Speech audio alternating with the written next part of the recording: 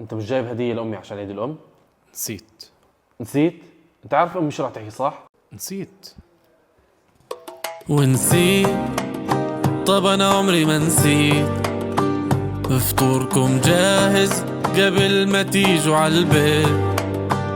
ما أنا كل اللي طلبته إشي بسيط، غسالة نظف أواعي.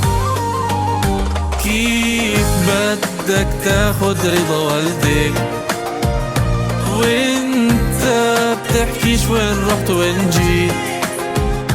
تلفزيون اتعلم خلط عليه، بس انت الخليط خليط ونسيت. ما تحطش امك بالموقف هذا، اهديها راحة البال مع سامسونج AI.